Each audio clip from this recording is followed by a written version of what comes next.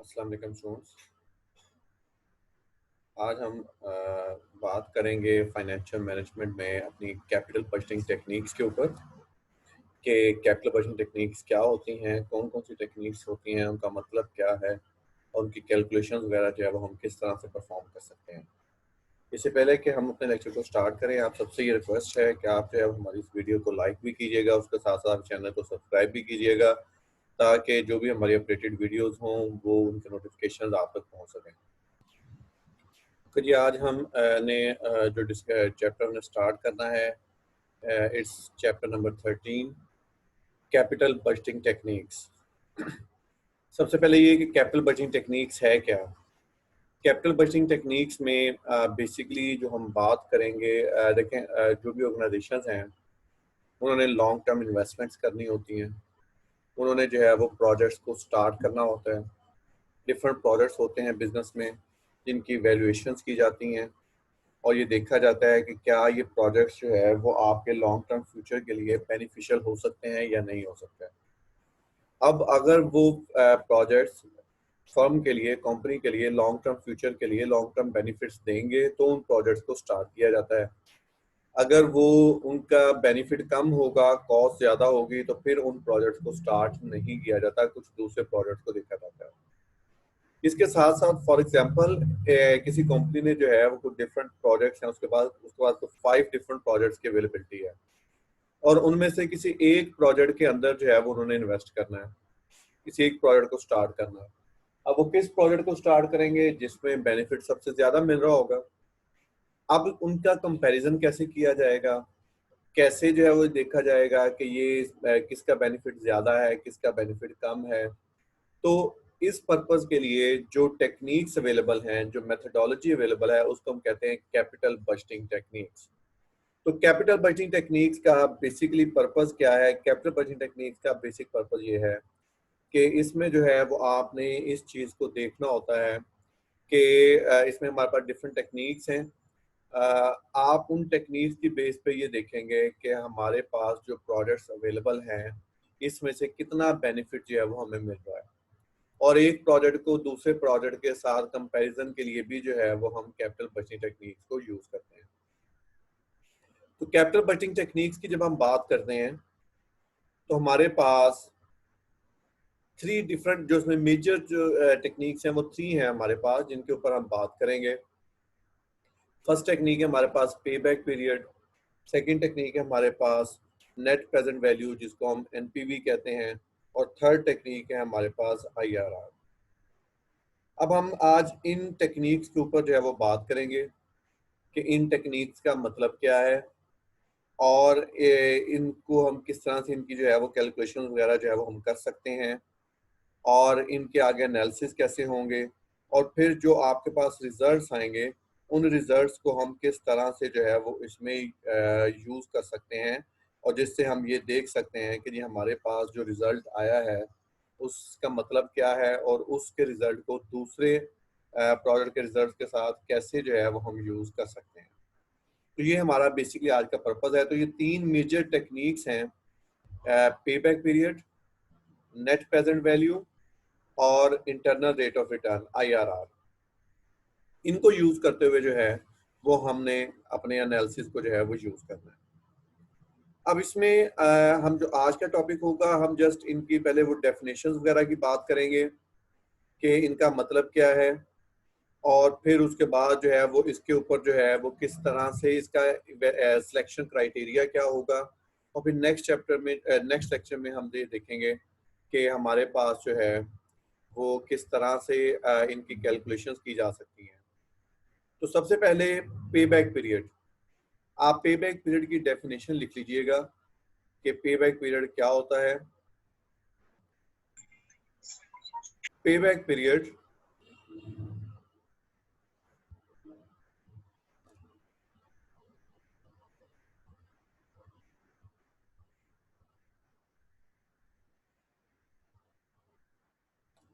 payback period is the period of time required. Payback period is the period of time required for the cumulative expected cash flows for the cumulative expected cash flows from an investment project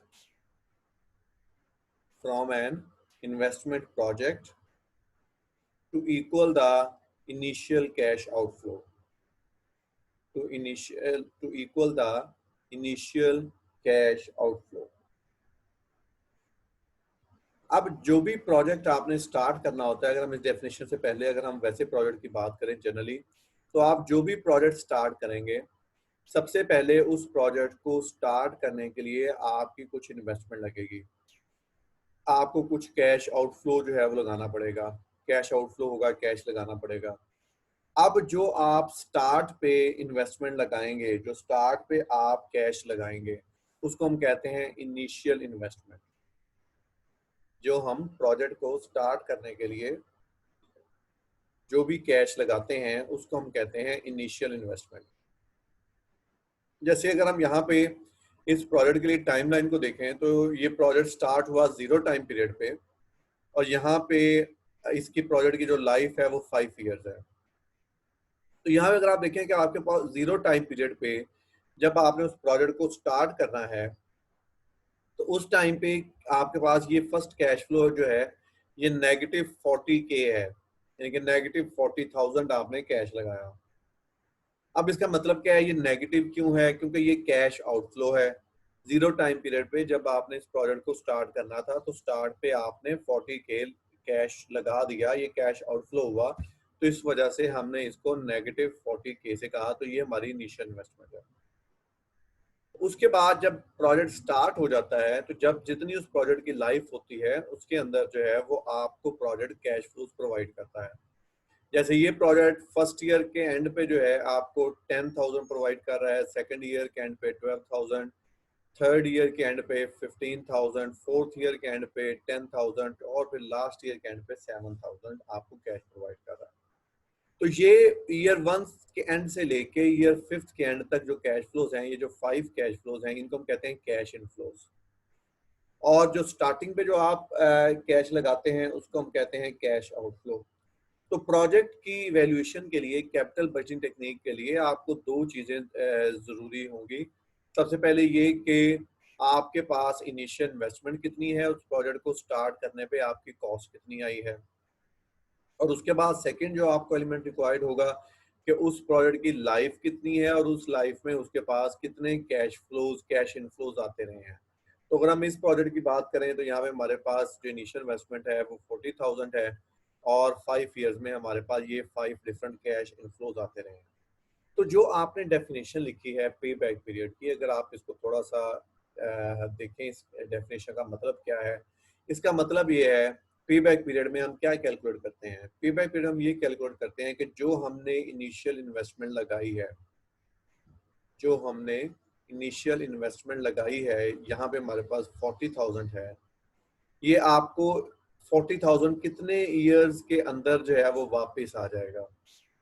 ये आपको 40,000 कितने years के अंदर वापस आ जाएगा। जितने years में आपको 40,000 कैश फ्लो मिल जाएगा उसको हम कहते हैं कि जी ये जो है वो हमारे पास पे बैक पीरियड है। तो इसकी डेफिनेशन यही है कि पे बैक पीरियड बेसिकली क्या है, it is the period of time.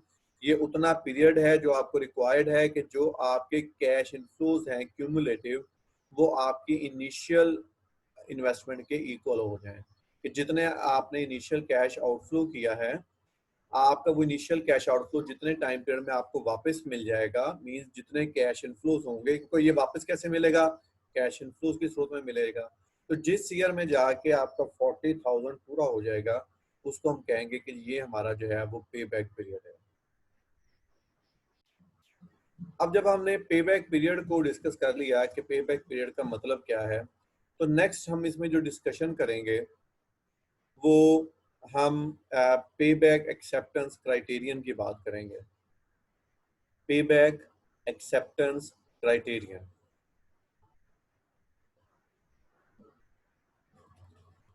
अब जब हमने पे बैक एक्सेप्टेंस क्राइटेरियन को यूज करना है तो यहाँ पे दो केस हो सकते हैं।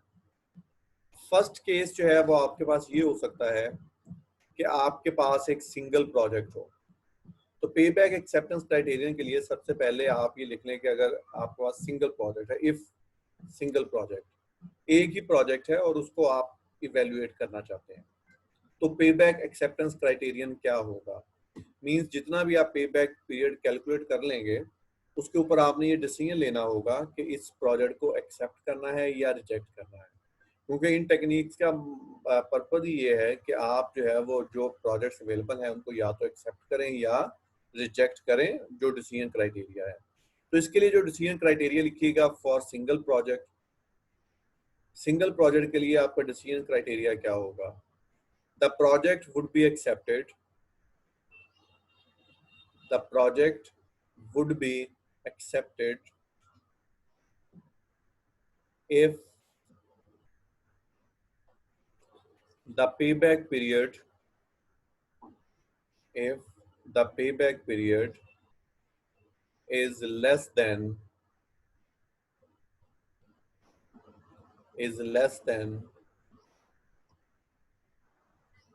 the maximum payback period the maximum payback period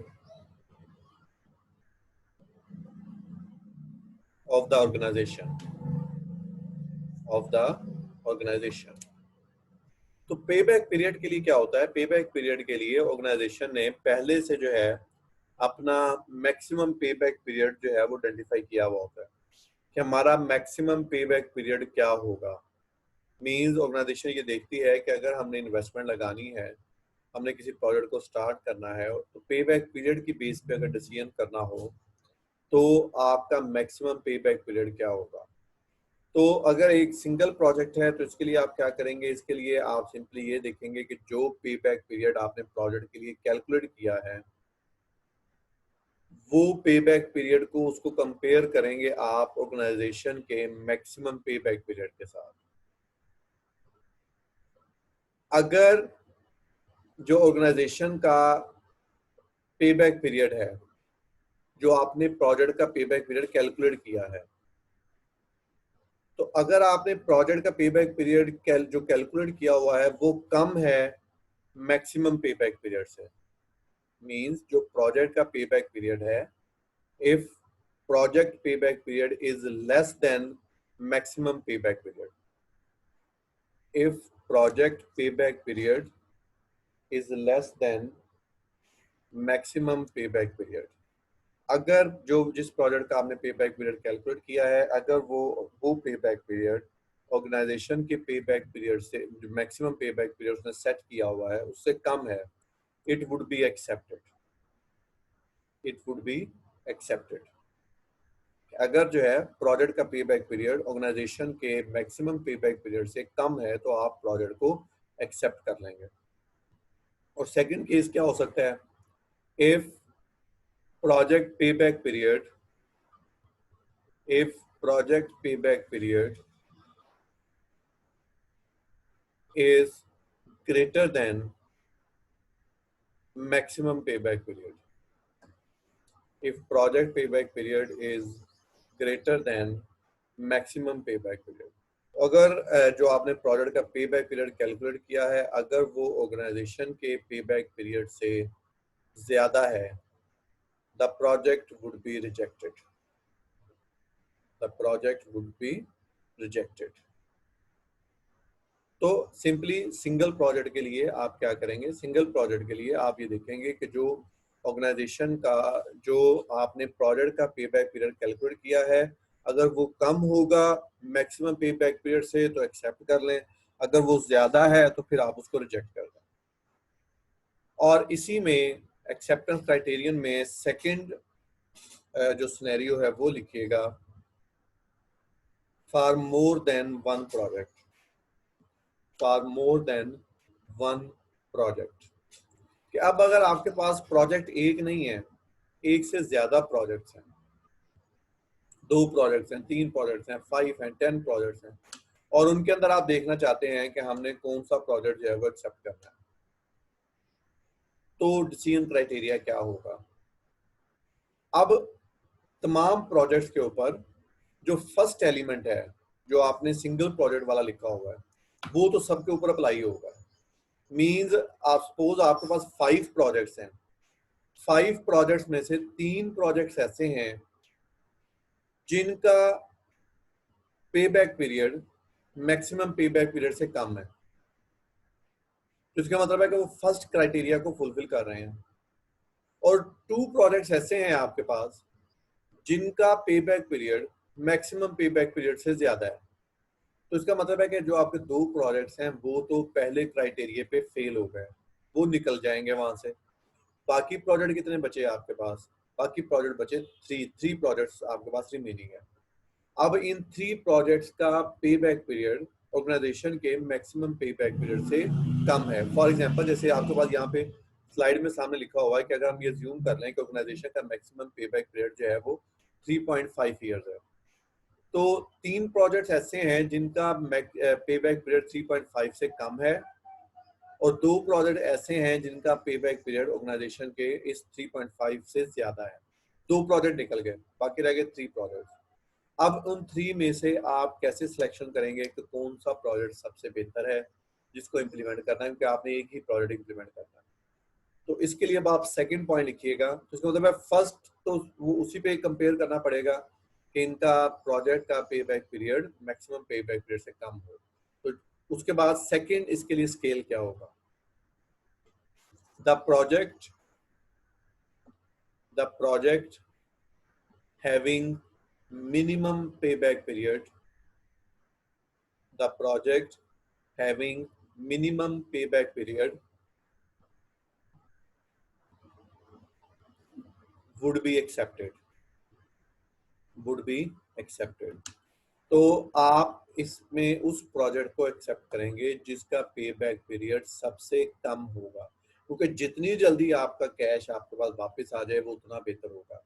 तो हम अज्यूम कर लेते हैं कि हमारे पास जो 3 प्रोजेक्ट्स थे उसमें से एक का जो फर्स्ट प्रोजेक्ट जो था उसका पे बैक पीरियड 3.1 है, सेकंड का 3.2 है, थर्ड का 3.3 है। तो तीनों में से सबसे कम पे बैक पीरियड किसका है? प्रोजेक्ट फर्स्ट का 3.1।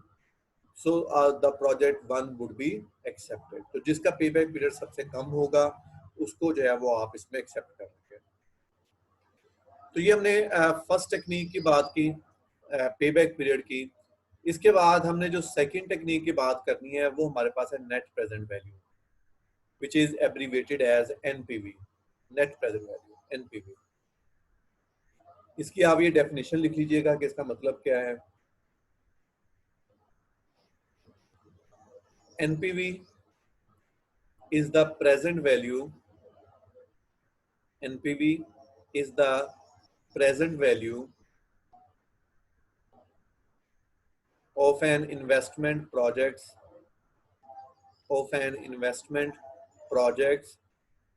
net cash flows,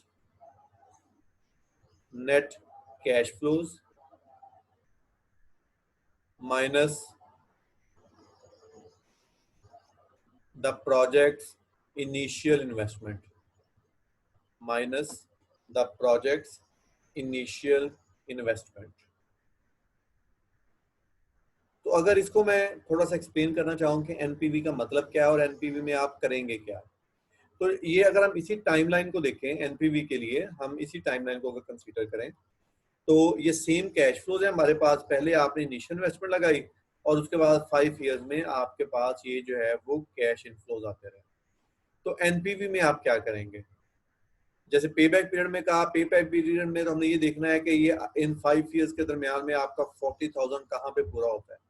जहां पे जाके आपका 40,000 पूरा हो जाएगा वो पे बैक पीरियड होगा। ये फर्स्ट टेक्निक थी। सेकेंड टेक्निक एनपीवी, इसमें आप क्या करेंगे? इसमें आप इसको भी इनिशियल इन्वेस्टमेंट को छोड़ दें और आप ये क्या करेंगे, पहले फर्स्ट ईयर की प्रेजेंट वैल्यू कैलकुलेट करेंगे 10,000 की, फिर सेकेंड ईयर की प्रेजेंट वैल्यू कैलकुलेट करेंगे, फिर थर्ड ईयर की, फिर फोर्थ ईयर की, फिर फिफ्थ ईयर की, 7,000 की। तो ये 10,000 से लेके 7,000 तक आप 1 बाय 1 हर साल के कैश इनफ्लो की प्रेजेंट वैल्यू को कैलकुलेट करेंगे। तो ये हमारे पास कितनी प्रेजेंट वैल्यूज आ जाएंगी? ये 5 प्रेजेंट वैल्यूज आ जाएंगे हमारे पास। वही हमें टाइम वैल्यू मनी का कंसेप्ट इस पे यूज करना पड़ेगा, जिसमें सिंगल कैश फ्लो की प्रेजेंट वैल्यू आप 1 बाय 1 कैलकुलेट करेंगे।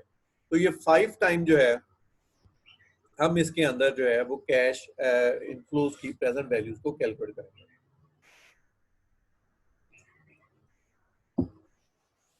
अब आपके पास 5 प्रेजेंट वैल्यूज आ गई कैश इनफ्लोज के।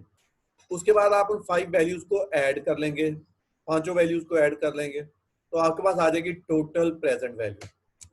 अब वो जितनी टोटल प्रेजेंट वैल्यू आएगी उसमें से आप इस इनिशियल इन्वेस्टमेंट को माइनस कर देंगे। मींस सबसे पहले आपने इन 5 वैल्यूज की, 5 कैश इनफ्लोज की प्रेजेंट वैल्यू 1 बाय 1 कैलकुलेट की, उनका टोटल किया, तो वो आ गई टोटल प्रेजेंट वैल्यू। फिर उसमें से आप इनिशियल इन्वेस्टमेंट को माइनस कर देंगे, तो जो आंसर आएगा उसको हम कहेंगे ये हमारे पास नेट प्रेजेंट वैल्यू आई है, राइट। तो इसके लिए अब हमारे पास जो है, जैसे ये देखें, वही इसी एग्जांपल की हम बात करें कि 1 बाय 1 पहले आपने 10,000 की, फिर 12,000, फिर 15, फिर 10,000, फिर 7,000, 1 बाय 1 5 वैल्यूज की आपने प्रेजेंट वैल्यू कैलकुलेट की।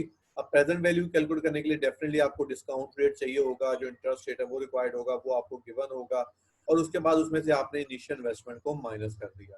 तो जो वैल्यू आपके पास आएगी उसको हम जो है वो नेट प्रेजेंट वैल्यू कहेंगे। अब इसके लिए डिसीजन क्राइटेरिया क्या होगा, इसके लिए एनपीवी के लिए हमारा डिसीजन क्राइटेरिया जो है वो क्या होगा। अगेन इसके भी डिसीजन क्राइटेरिया के लिए आप वो 2 हेडिंग्स देंगे। पहले आप देंगे फॉर सिंगल प्रोजेक्ट, कि सिंगल प्रोजेक्ट के लिए आप किस तरह से डिसाइड करेंगे कि अगर एक प्रोजेक्ट है तो एनपीवी की बेस पे उस प्रोजेक्ट को एक्सेप्ट करना है या रिजेक्ट करना है। तो इसके लिए पहले आप सिंगल प्रोजेक्ट के लिए जो है वो लिख लें। सिंगल प्रोजेक्ट के लिए जो डिसीजन क्राइटेरिया होगा, the project would be accepted, the project would be accepted if NPV is if NPV is 0 or greater than 0, if NPV is 0 or greater than 0। तो सिंपली आप क्या करेंगे, अगर आपकी एनपीवी पॉजिटिव आती है, अगर आपकी एनपीवी पॉजिटिव आती है, मींस पॉजिटिव कब आएगी, तो 0 को हमने क्यों कहा है, क्योंकि 0 भी एक पॉजिटिव फिगर में कंसीडर किया जाता है। तो 0 या 0 से ऊपर हो जो पॉजिटिव होगी तो आप इस प्रोजेक्ट को एक्सेप्ट कर लेंगे। अब पॉजिटिव कब आएगी, पॉजिटिव उस वक्त आएगी अगर आपकी टोटल प्रेजेंट वैल्यू ज्यादा हो और इनिशियल इन्वेस्टमेंट कम हो, क्योंकि टोटल प्रेजेंट वैल्यू में से माइनस करनी है इनिशियल इन्वेस्टमेंट। तो अगर टोटल प्रेजेंट वैल्यू ज्यादा होगी और इनिशियल इन्वेस्टमेंट कम होगी तो एनपीवी जो है वो पॉजिटिव आएगी, और उस सूरत में आप उस प्रोजेक्ट को एक्सेप्ट कर लेंगे। And if the NPV is negative, if the NPV is negative, the project would be rejected, the project would be rejected। तो फर्स्ट स्केल तो ये है सिंगल प्रोजेक्ट के तौर पे कि आपने ये देखना है कि अगर किसी प्रोजेक्ट की एनपीवी पॉजिटिव है तो उसको एक्सेप्ट कर लेंगे आप, अगर किसी प्रोजेक्ट की एनपीवी नेगेटिव है तो उसको जो है वो आप रिजेक्ट कर देंगे।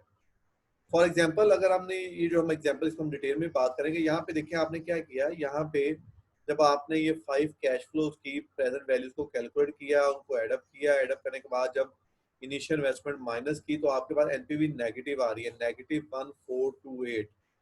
तो ये नेगेटिव एनपीवी आई है हमारे पास, तो हम क्या करेंगे, हम इस प्रोजेक्ट को रिजेक्ट कर देंगे। तो ये आपके पास सिंगल प्रोजेक्ट के तौर पे क्राइटेरिया है। इसी के साथ आप सेकंड हेडिंग दीजिएगा इसी एक्सेप्टेंस क्राइटेरियन में, for more than one project, for more than one project. अब अगर आपके प्रोजेक्ट एक से ज्यादा है, जैसे हमने पेबैक में देखा कि सपोज हमारे 5 प्रोजेक्ट्स हैं और 5 प्रोजेक्ट्स में अब आप क्या करेंगे, पहले तो आप 1 बाय 1 सबकी एनपीवी को कैलकुलेट करेंगे। हमने 5 प्रोजेक्ट्स की एनपीवी कैलकुलेट की और सपोज 3 प्रोजेक्ट्स की एनपीवी पॉजिटिव आई और 2 प्रोजेक्ट्स की एनपीवी नेगेटिव आई। तो जिन 2 प्रोजेक्ट्स की एनपीवी नेगेटिव आई है पहले तो आप उनको रिजेक्ट कर देंगे, वो तो निकल गए। बाकी प्रोडक्ट्स कितने बचे आपके पास, बाकी प्रोडक्ट्स बचे 3 आपके पास। अब एनपीवी जितनी ज्यादा होगी उतना बेहतर होगा, जितनी ज्यादा होगी उतना आपके लिए बेहतर होगा, उतना प्रोजेक्ट का बेनिफिट ज्यादा होगा। तो अब आप सिंपली 3 प्रोजेक्ट्स में से क्या करेंगे, जिसकी एनपीवी मैक्सिमम होगी, जिसकी एनपीवी सबसे ज्यादा होगी, उसको आप एक्सेप्ट कर लेंगे। तो अगर एक से ज्यादा प्रोजेक्ट्स हैं तो पहला वो फर्स्ट स्टेप तो अप्लाई होना ही होना है, क्योंकि एनपीवी पॉजिटिव होनी चाहिए।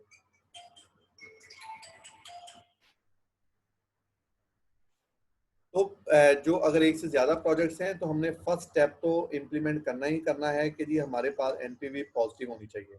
तो सिर्फ उनको कंसीडर करेंगे जिनकी एनपीवी पॉजिटिव होगी। तो जो 3 प्रोजेक्ट्स आए हैं, अब आप उसमें सिलेक्शन कैसे करेंगे, उसके लिए सिलेक्शन क्राइटेरिया लिखना है। द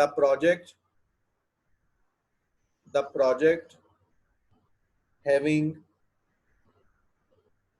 मैक्सिमम एनपीवी और greater NPV, the project having maximum NPV or greater NPV would be accepted, would be accepted। तो हम एग्जांपल के लिए ये सपोज कर लेते हैं कि जो प्रोजेक्ट 1 था उसकी एनपीवी 1000 आई, प्रोजेक्ट पॉजिटिव जो है, प्रोजेक्ट 2 की एनपीवी पॉजिटिव 2000 आई और प्रोजेक्ट 3 की एनपीवी पॉजिटिव 3000 आई। तो आप तीनों में से किसको एक्सेप्ट करेंगे, जिसकी एनपीवी सबसे ज्यादा है। और किसकी एनपीवी सबसे ज्यादा है, प्रोजेक्ट 3 की, क्योंकि वो पॉजिटिव 3000 है। तो आप प्रोजेक्ट 3 को एक्सेप्ट कर सकते हैं। तो ये आपके पास एक्सेप्टेंस क्राइटेरिया होगा एनपीवी की सूरत में। तो अब एनपीवी को हमने डिस्कस कर लिया। एनपीवी के बाद जो हमारा थर्ड जो टेक्निक है, जो मेजर टेक्निक है, वो आईआरआर है, इंटरनल रेट ऑफ रिटर्न। अब इसकी भी आप डेफिनेशन लिख लीजिएगा कि आईआरआर का मतलब क्या है। IRR is the discount rate. IRR is the discount rate which equates the present value, which equates the present value of the future cash flows, of the future cash flows from an investment project, from an investment project with the project's initial cash outflow, with the project's initial cash outflow। तो simply IRR क्या होता है, इसको अगर मैं थोड़ा सा again उसी एग्जांपल के साथ जहां पे हमने कैश फ्लोज लिए हुए थे, जी इसी एग्जांपल के साथ अगर हम इसको देखने की कोशिश करें कि आईआरआर का मतलब क्या है, तो अगेन यही सेम डेटा है, क्योंकि इसी सेम डेटा पे ही आप पे बैक पीरियड कैलकुलेट कर सकते हैं, इसी पे आप एनपीवी को कैलकुलेट कर सकते हैं, इसी पे जो है वो आप आईआरआर को भी कैलकुलेट कर सकते हैं। तो आईआरआर क्या है? आईआरआर ये कहता है कि ऐसा कौन सा इंटरेस्ट रेट होगा, ऐसा कौन सा इंटरेस्ट रेट होगा जिस पे इन कैश इनफ्लोज की प्रेजेंट वैल्यू, जिस पे इन कैश फ्लोज की प्रेजेंट वैल्यू इक्वल हो आपकी इनिशियल इन्वेस्टमेंट पे। वो रेट, वो इंटरेस्ट रेट जिस पे कैश इनफ्लोज की प्रेजेंट वैल्यू इक्वल होगी इनिशियल इन्वेस्टमेंट के, उस इंटरेस्ट रेट को हम कहेंगे कि ये हमारा इंटरनल रेट ऑफ रिटर्न है, आईआरआर है। तो IRR basically, IRR is the rate, ये भी आप सेंटेंस लिख लीजिएगा साथ, IRR is the rate at which NPV would be zero. IRR is the rate at which NPV would be zero. तो आईआरआर में भी आपने एनपीवी को ही कैलकुलेट करना होता है, लेकिन आपने ऐसी एनपीवी कैलकुलेट करनी है जिस आपने उस रेट पे एनपीवी कैलकुलेट करनी है जिस पे जो एनपीवी है वो जीरो आए आपके पास। अब जीरो कहाँ पे आएगी? अगर आप, जैसे हमने एनपीवी की बात की कि आपके पास कैश इनफ्लोज हैं, तो पहले आप जैसे 5 कैश इनफ्लोज हैं, आप 1 बाय 1 उनकी प्रेजेंट वैल्यू कैलकुलेट करेंगे और उसके बाद उन 5 को ऐड करेंगे तो टोटल प्रेजेंट वैल्यू आएगी। टोटल प्रेजेंट वैल्यू में से माइनस करनी है इनिशियल इन्वेस्टमेंट, तो एनपीवी आ जाएगी। तो एनपीवी जीरो कब आएगी? जब टोटल प्रेजेंट वैल्यू इक्वल होगी इनिशियल इन्वेस्टमेंट के। तो यहाँ पे इनिशियल इन्वेस्टमेंट कितनी है हमारे पास 40,000। तो इसका मतलब यह है कि आपने उस रेट पे एनपीवी कैलकुलेट करनी है जहाँ पे टोटल प्रेजेंट वैल्यू जो है आपके पास 40,000 आ जाए। तो अगर टोटल प्रेजेंट वैल्यू भी 40,000 हो और इनिशियल इन्वेस्टमेंट भी 40,000 हो तो एनपीवी कितना आएगा, आएगी आपके पास वो 0 आएगी। तो उस रेट को, उस इंटरेस्ट रेट को हम कहेंगे कि ये हमारे पास आईआरआर है।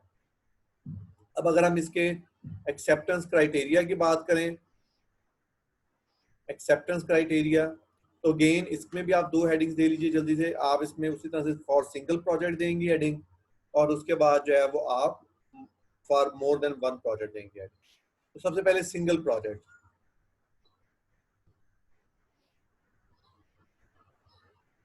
तो इसके लिए क्या होगा, the project would be accepted, the project would be accepted if IRR is greater than, if IRR is greater than the required rate of return or discount rate, if IRR is greater than the discount rate or required rate of return। तो single project के लिए क्या होगा, single project के लिए अगर आपका IRR ज्यादा होगा जो रिक्वायर्ड रेट ऑफ रिटर्न है या डिस्काउंट रेट है तो आप उस प्रोजेक्ट को एक्सेप्ट कर लेंगे, अदरवाइज उसको रिजेक्ट कर देंगे। रिजेक्ट का मतलब क्या है कि अगर आपका if IRR is less than required rate of return, if IRR is less than required rate of return the project would be rejected. उसके बाद आप नेक्स्ट हेडिंग इसी में दें, for more than one project, for more than one project. इसका criteria first scale तो वही होगा कि IRR should be greater than required rate of return. तो सपोज कर लेते हैं कि वो हमारे पास 5 प्रोजेक्ट्स थे, तो 2 प्रोजेक्ट्स ऐसे हैं जिनका आईआरआर डिस्काउंट रेट से कम है या रिक्वायर्ड रेट ऑफ रिटर्न से कम है, तो वो 2 प्रोजेक्ट्स तो निकल गए।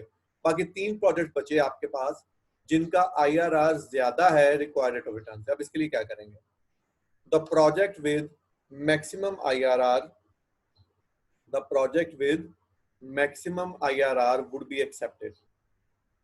तो जितना, जैसे हमने एनपीवी में कहा था उसी तरह का सेम क्राइटेरिया है कि जितना ज्यादा आईआरआर होगा उतना आपके लिए ज्यादा बेहतर होगा, आप उस प्रोजेक्ट को एक्सेप्ट कर लेंगे। तो हम ये सपोज कर लेते हैं कि प्रोजेक्ट 1 का आईआरआर 10% है, प्रोजेक्ट 2 का 11% है, प्रोजेक्ट 3 का जो है वो 12% है। 10, 11, 12, तो सबसे ज्यादा किसका आईआरआर है, प्रोजेक्ट 3 का। The project 3 would be accepted क्योंकि उसका आईआरआर सबसे ज्यादा है। तो ये हमारे पास आईआरआर के लिए इसमें जो है वो पॉइंट होता है।